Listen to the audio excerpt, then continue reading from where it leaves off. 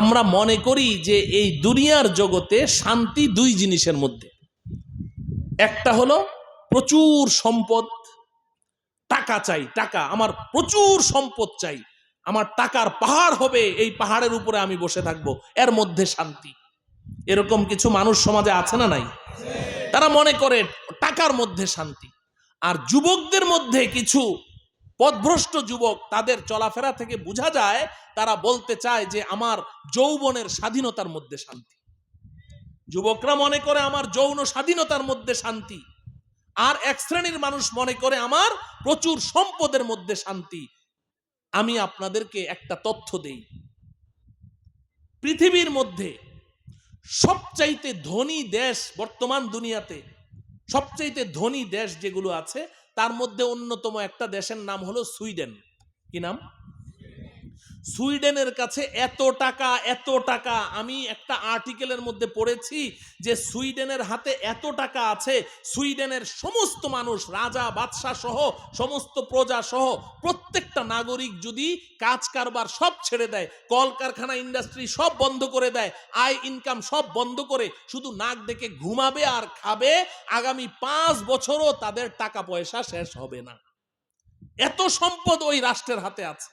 তো যদি মনে করো তোমার বিশ্বাস এটা হয় যে না প্রচুর সম্পদের মধ্যে শান্তি, প্রচুর টাকার মধ্যে শান্তি, তাইলে সুইডেনে সবচাইতে শান্তি বেশি, তাই না? যেহেতু ওদের হাতে টাকা সবচাইতে বেশি, তাহলে বেশি টাকার মধ্যে শান্তি হলে তো সুইডেনে সবচাইতে বেশি শান্তি থাকবে। আর যদি যুবক তুমি মনে করো আমার যৌন স্বাধীনতার মধ্যে শান্তি, আমার যৌন স্বাধীনতা, যৌন চাহিদা আমি যেখানে খুশি সেখানে পূরণ করব, কেউ বাধা দিতে পারবে না, এটার মধ্যে শান্তি, তাহলে শুনো, সুইডেন এমন একটা রাষ্ট্র যেই রাষ্ট্রের সংসদ ভবনে প্রধানমন্ত্রী থেকে নিয়ে প্রত্যেকটা সংসদ সদস্য হাততালির মাধ্যমে ফ্রি সেক্সকে বৈধ ঘোষণা করেছে। নাউজুবিল্লাহ বলো। পথে ঘাটে হাটে বাজারে যেখানে খুশি সেখানে তারা তাদের চাহিদা পূরণ করবে, কেউ বাধা দিতে পারবে না। যদি তুমি বলো প্রচুর সম্পদের মধ্যে শান্তি, তাহলে সুইডেনে সবচেয়ে বেশি টাকা। যদি তুমি বলো যৌন স্বাধীনতার মধ্যে শান্তি, তাহলে সুইডেন একটা ফ্রি সেক্সের দেশ, তাহলে তো সবচেয়ে শান্তি ওদের ওখানে থাকার কথা।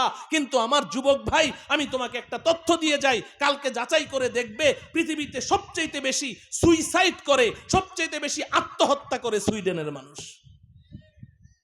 সবচেয়ে বেশি আত্মহত্যা করে কারা?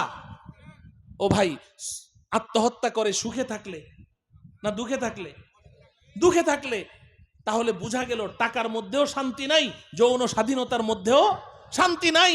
শান্তি আছে কোথায়? এই দুই প্রশ্নের জবাব আমি আজকে তোমাদেরকে দিয়ে যাই। একটা হলো এই দুনিয়ার জগতের শান্তি কোথায় আছে? শান্তির জন্যই তো তোমরা গুনাহ করো, শান্তির জন্যই তো অন্যায় করো, তো শান্তিটা কোথায় আছে এই সন্ধানটা আমি দিয়ে যাই। আর 2 নাম্বার হলো আমি আমার আসল বাড়ি জান্নাতে কিভাবে যেতে পারবো, দুনিয়াতে কেন এসেছি, 3 নাম্বার প্রশ্ন, তাই না? এই 2 প্রশ্নের জবাব শুনো। আল্লাহ পাক বলছেন মান আমিলা সলিহাম মিন যাকারিন আও উনসা ওয়া হুয়া মুমিন। এই দুনিয়ার মানুষ, তুমি পুরুষ হও আর মহিলা হও, কাজ করো 2টা। কয়টা? 1 নাম্বার কি? আমলে সালেহ। 1 নাম্বার কি?